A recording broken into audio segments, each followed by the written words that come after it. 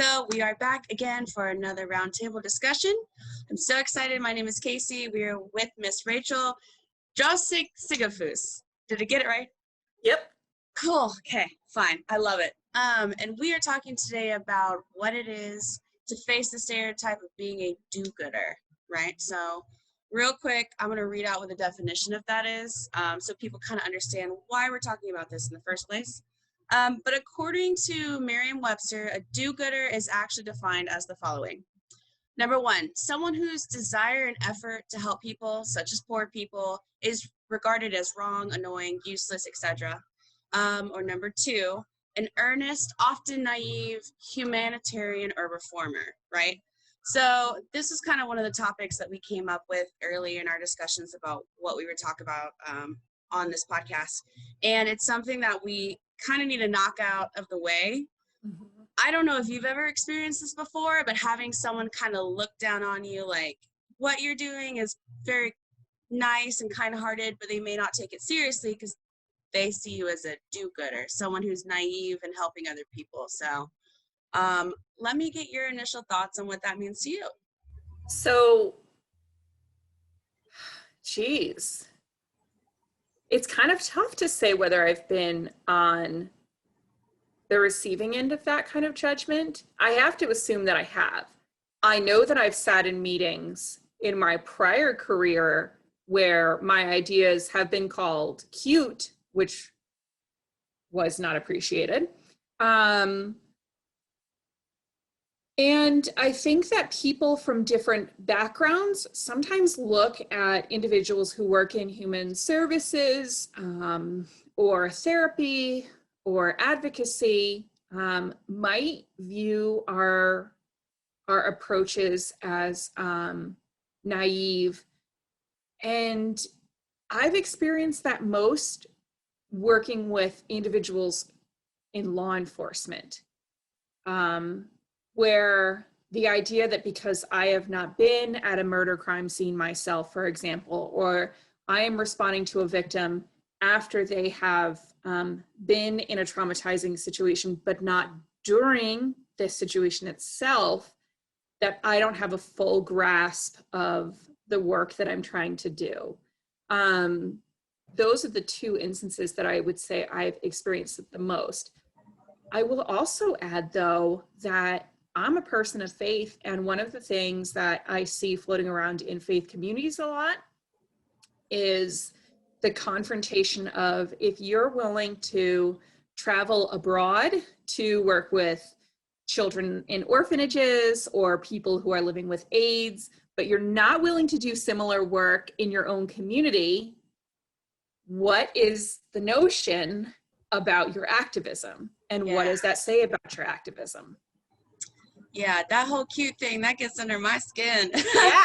And that's exactly why I thought you were perfect for this episode, is because you and I are very similar in this thing that we are very calculative and strategic when it comes to things that get under our skin in this field.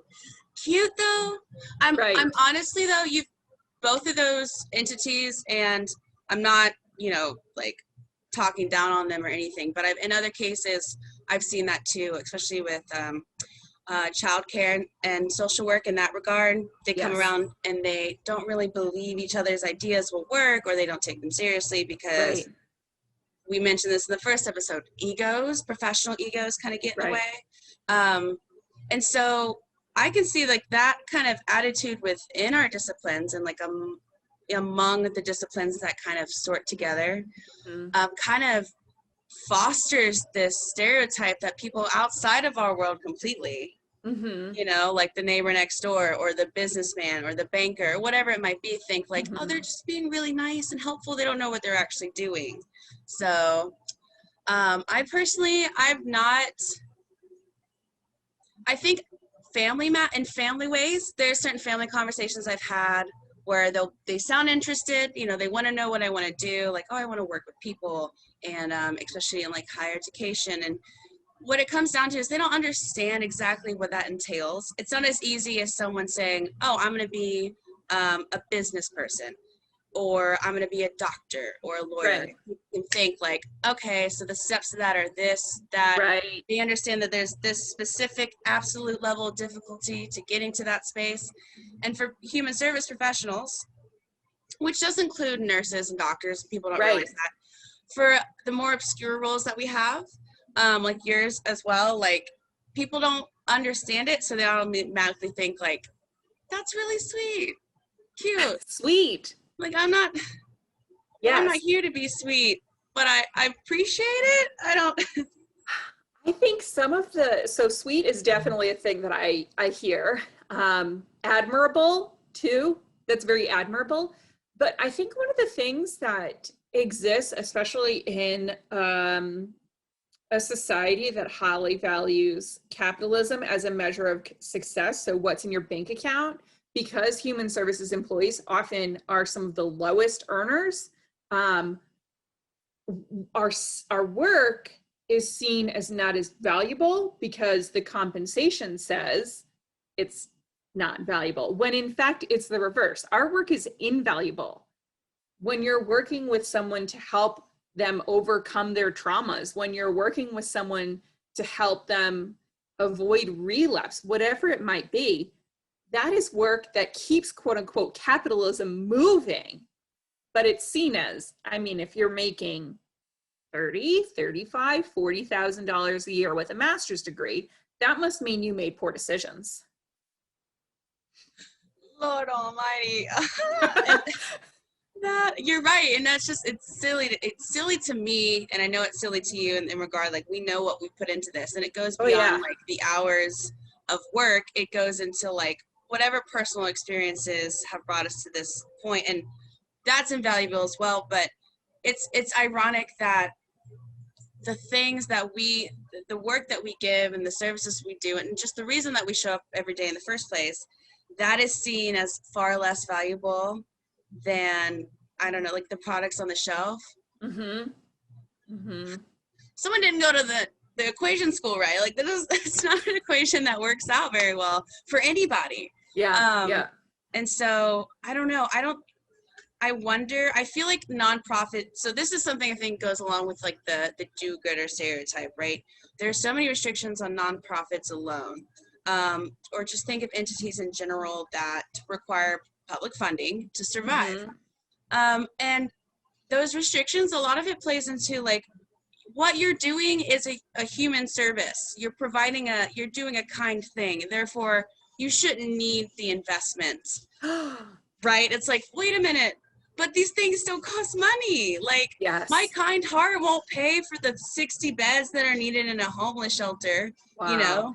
Like I've seen that before, and it always blows my mind, especially in nonprofit management, that there are so many restrictions between a 501c3, which if you're watching and you don't know what that means, there are different sections and like factors of nonprofits. And when it comes to tax brackets, there's 501c3, C4, C5, C6, and I think maybe there's a 7. I can't remember. But depending on what bracket you sit in, what kind of nonprofit you are, depends on how the government treats your taxes, your funding. And so you'll see churches get all sorts of type of funding, nothing against churches. And then large nonprofits get a certain type of funding, but there's mom and pop nonprofits. They're under the same restrictions and they don't have it as easy.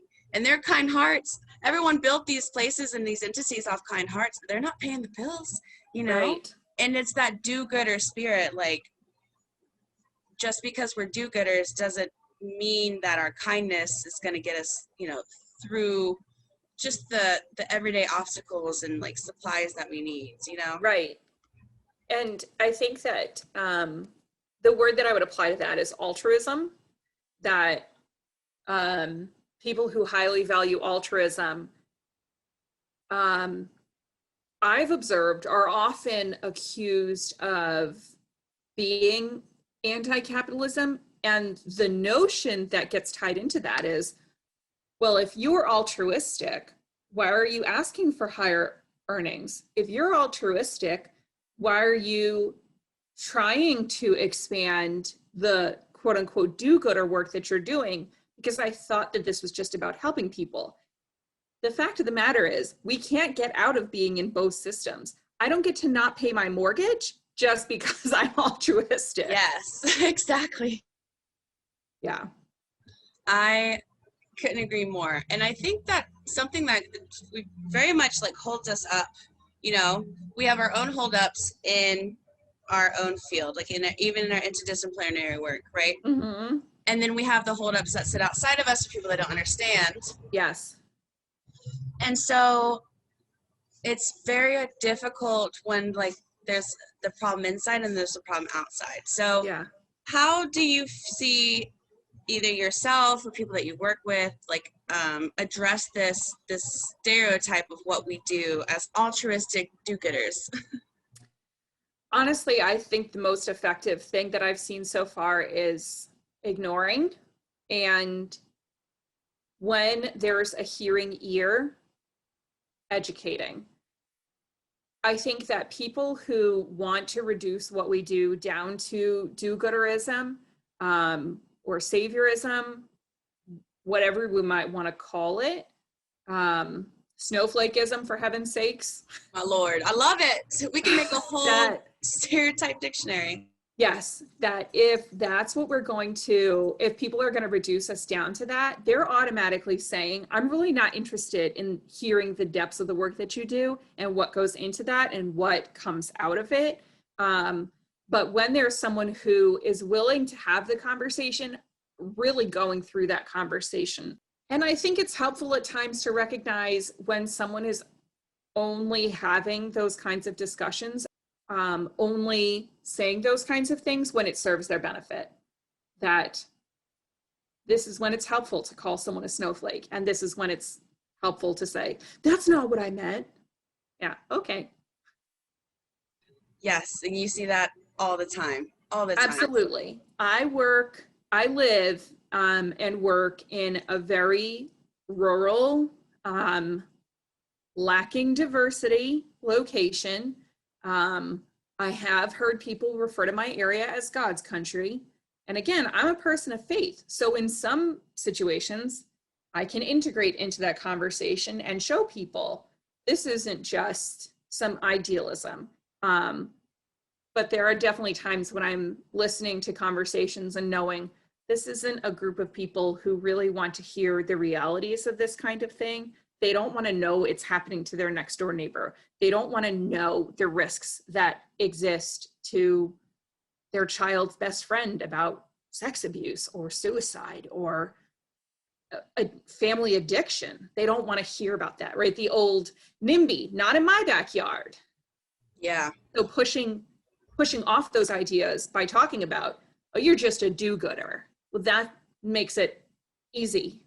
Because if I just see what you do as, you have some unfulfilled need that you're self-satisfying, that's why you do this. Yeah, I don't think a lot of people realize that they take that stereotype either internally or externally and they expand upon it at like you just did, right? Mm-hmm. So they use it when it's best suits their needs. Right.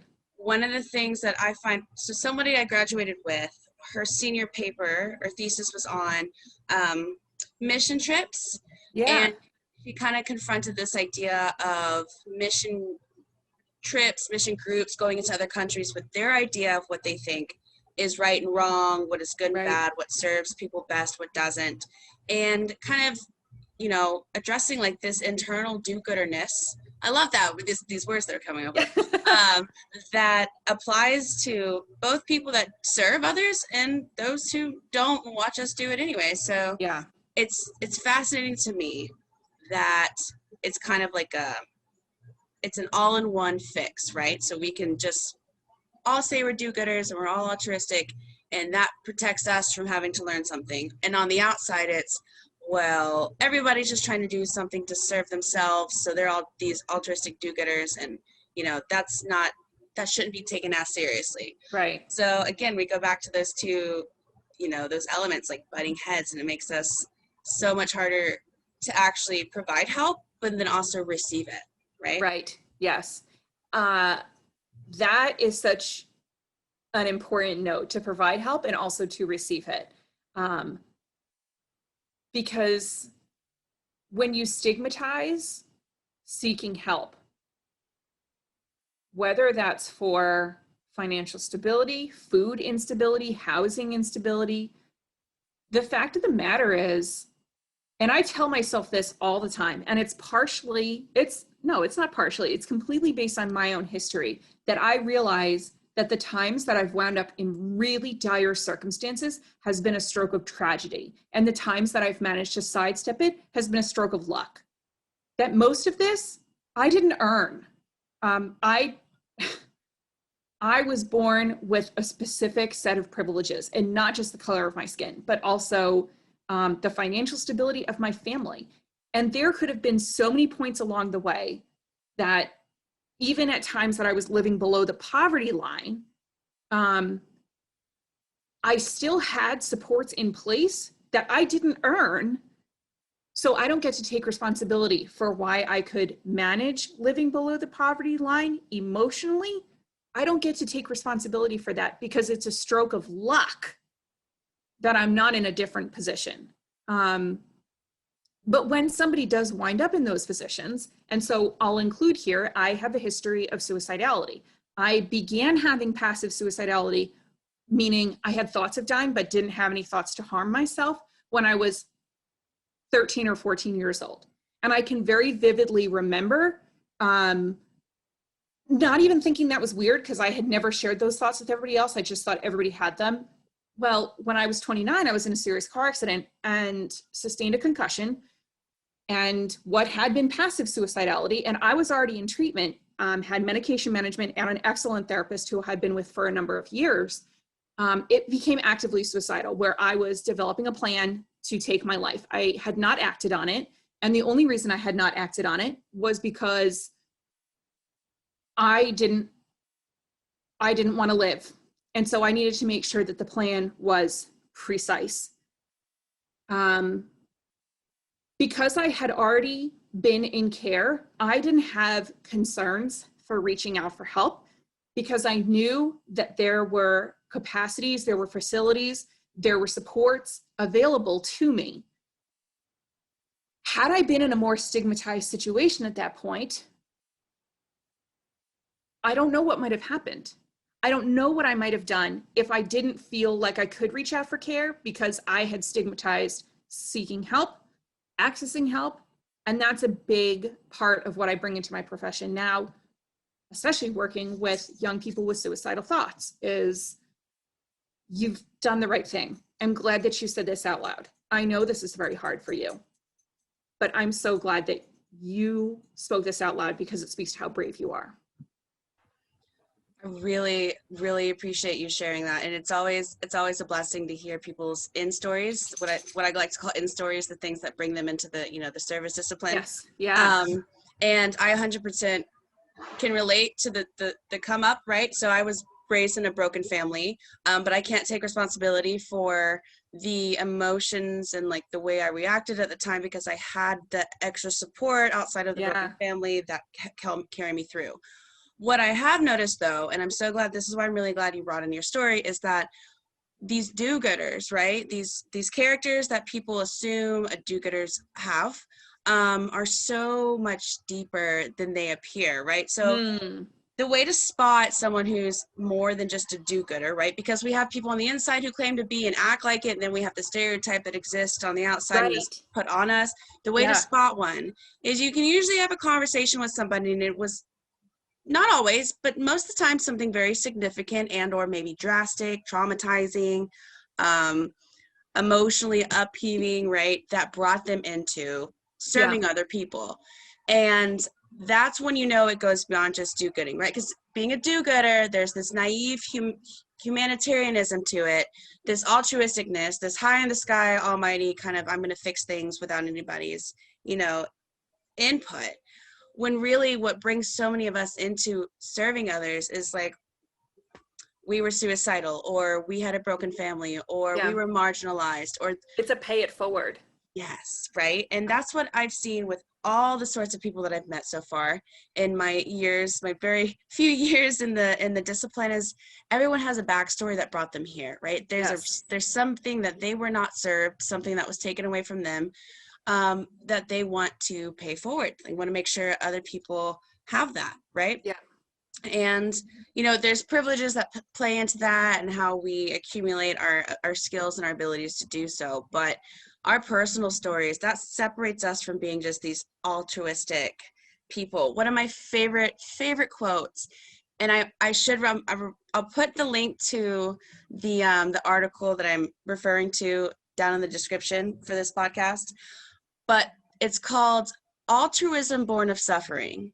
And there's a paper that's been written about how people who go through very traumatizing events that are either the same or very similar, complete strangers, can have far higher levels of altruism for each other because they've experienced the same types of traumas. Yeah. And they've done this, they compared people who experienced Hurricane Katrina and Hurricane Sandy. A wonderful, wonderful paper. I'll link it in the bottom. But there's so much more to people who provide services than just being altruistic. Like, a lot of people have suffered. And I think like you mentioned earlier, like teaching and education, like the only way we can stomp out that stereotype completely is to really not just teach individuals, but society, like, hey, this is what we do. Right. Right? And that would smash the stigma on what it means to ask for help. Yeah. There's so much. I wish more people, there's actually an article, I think it was on higher education, or maybe it was just Google. Maybe just Google was listening in and suggested it to me. But it was, the title was, Students Don't Know What Social Workers Do, and It's Costing Them, immense amounts of pain, right? Yeah. And so, like, just thinking about that, like, I knew what my school counselor did, but to think that students at such a young age, such a volatile time of their life, right, don't know, one, how to ask for help, and two, if they do, feel like it's a bad thing. Yeah. That just goes to show, like, how much deeper that stigma is for them, because they don't understand who this do-gooder is that they're supposed to be getting help from. So Right. the whole addressing that. I think a really important part of this whole conversation that exists both in what you're talking about right now, but also in the definition of do-gooder, is both of them have undercurrents, strong undercurrents of a power differential. Yes. I think that the power differential, and we talk about it in corporate environments, we talk about it in help seeking, we talk about it in abusive relationships, but human beings as pack animals, we know that there's an informal power structure to so many of our interactions, that you can walk in a room and you can look at people's body language and how loudly they speak, how much they use their hands as they speak. And I think in the modern space, we're calling it taking up space. The idea of manspreading is an interesting conversation, but the identification that we know we can spot when there's a power differential, but there's a resistance sometimes to identify what the power differential is, especially if it's an informal one, and how that plays out. Because when you talk about power differentials at a theoretical level or practical level, like CEO, vice president, and then like your direct care staff in human services, there's even resistance with that to address it. But when you're talking about informal power structures of people of different ages, people of different races, people of different backgrounds of having trauma or not having trauma, there are immense power structures there. And that is part of where I come from with the things that I don't get to be proud of myself for. When you talk about power differentials with providing care as a do-gooder, in a very formal way, someone who's doing this to stroke their own ego, so to speak, to check off on their box that this year I did 5 hours of volunteer work. which is an important goal. That's a great goal. But if you're only doing it so that when you do your annual life audit, you can say, I did it. I did my annual volunteerism.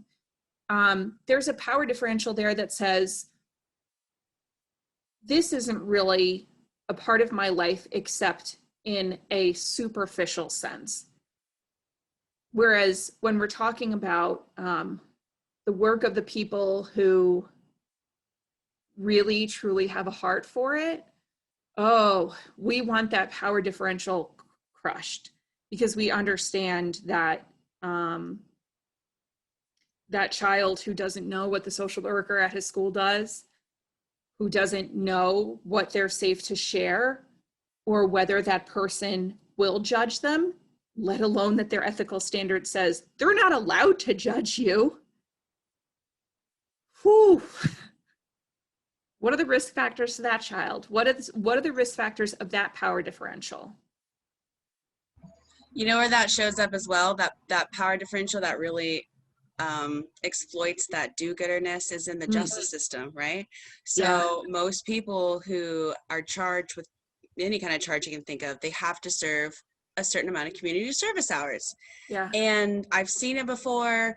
There's just, when you force somebody to be a do-gooder for the facade of, okay, you've learned your lesson, or this is supposed to, you know, be a punishment. Oh my goodness, that power dynamic is so distasteful and useless at the end of the day, because right, like, it does help, right? There's, you know, 20 to 40 hours that somebody is required to serve because of their charge or whatever. Yeah. It is helpful, but less than, or more than half of those people don't give a shit. Like, they're not picking the recycling center to volunteer at, or the, you know, the animal shelter, because they feel in their heart like, you know what, I'm a changed human being, and I'm now going to become, you know, a conscientious do-gooder. And no, that's not usually how it works. So they don't look at it as like they look at it as a do-good option and a forced one upon you, and nobody wants that, right? So that power dynamic again is abuse, and it's just, man, it's frustrating. Like, we want people to come in who care, who are at least actually interested in understanding what it means to give back, right? Yeah. I think, so one of the things when you would approach me to talk about this that was sticking in my craw, and I don't really know where it fits into the conversation, but it's people who get into the field with without really working to have recovered from their experiences, without really working to have a good chunk of healing having taken place in their lives. Well, tell me about that. Some people get into the field because on some level they're hoping that as they heal other people, they'll heal themselves. And I think it's like a cautionary tale, because, you know, in social work school, they talk about you can't pour from an empty well and you can't drink from an empty cup. It's impossible to provide healing to another person, to teach someone how to heal, if you're working from, I haven't done that work myself. Or conversely, I have done all the work and I've done the best work, and you have to do exactly what I did, or you will not get the level of healing that I have experienced. In medication-assisted treatment for opioid addiction, that is a very powerful dynamic that many of the anonymous groups, healing groups, even treatment providers don't get behind MATs, because X number of people have healed by the 12-step program. X number of people have healed by or gone into recovery through non-medication assisted treatment. The fact of the matter is, addiction is a biological disorder. You're treating a biological change in a human being's brain just as if they had a neural disorder. So why would we not try to treat the biology end of it, and also invite people to engage in the emotional healing that potentially may have predisposed them to addiction, or once they were in the throes of addiction, the things that they experienced, that, you know, prostitution, abuse, housing instability, food instability, the number of things that a person might have experienced because of that biological, sorry, dog shaking. It's fine. You know, it doesn't have to be one or the other. And when we tell people, you have to do it this way, because if you don't do it this way, it's not going to work. There's a power differential there too. Yes. All of that plays so well into, no, it's heavy stuff, right? And the do-gooder concept, the stereotype, people want to use it to kind of blanket over that stuff and say, okay, well, it's, you know, we're not going to acknowledge that there's more going on underneath their surface, right? Yeah. We're just gonna, you guys go over here and do good things for people, right? Or as people who come in, like you say, like that want to be do-gooders, like they completely ignore that.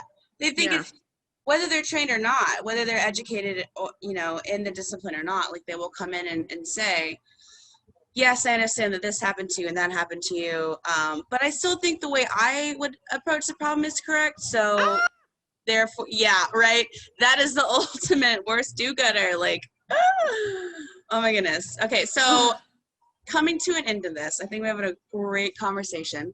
What do you believe is kind of the end-all be-all solution, if there is one, to confronting, let's say, I want to call it this, like, do-gooders, like, curse, or we can say stereotype, but how do we heal this disconnect between what people think our character is and what the actual depth of our character, you know, serves? You know, I don't know if there's one best solution, because so many people, right, as many individuals as walk this planet is the number of approaches that they have to hear or not hear something. I'm a Jersey girl, and so sometimes when I know that someone is intentionally avoiding listening, I'll share some of the traumas that I've seen, just to let them know, you look at me and you maybe think, because I don't share the often gruesome nature of my job, and you think this is work light, so to speak. I do that to protect you. So sometimes as the Jersey girl, I just put it out there. But I think it comes down to accepting realness, accepting that there is a host of valid reasons why people go into this work. There's a host of valid reasons why people burn out and leave it. If we allow people to hear their stories, if we allow people to tell their stories, that's really where the magic is going to show up, because it goes back to this base human need that we have, which is to connect with other human beings. On the other hand, the pragmatist in me says many people are resistant to hearing each other's stories because they know that it might challenge the worldview that they have. So, you know, I'm a little bit, I wouldn't call it pessimistic. I call it pragmatism, but yeah. I love that. I've never heard someone replace pessimism with pragmatism. It's a good, I like that sorting.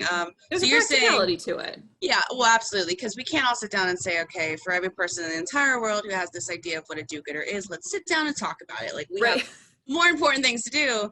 But again, like, I appreciate, like, there's being realistic, and I think from my perspective, it's just not letting those who are resistant to get in the way of the work, right? Yes. Yeah. Because they're always going to exist. Yep. There's always going to be somebody who just doesn't want to admit that there's different tones to what we do, or that, Yeah. I love what you said, like, we are protecting you sometimes from the darker, harder things that Yes. we serve purpose for. Yeah. And just kind of work around that, because I guess, you know, there is no one size fits all solution, but that's what we're here to do, at least today, is kind of address that, okay, we aren't just do-gooders. At least, or this is how you can spot a more than just a do-gooder, like someone Right. who's truly all about the work that we do. And so I thought you were a perfect fit for that. And if you have anything else to share, please do. Other than that, my dogs just went crazy.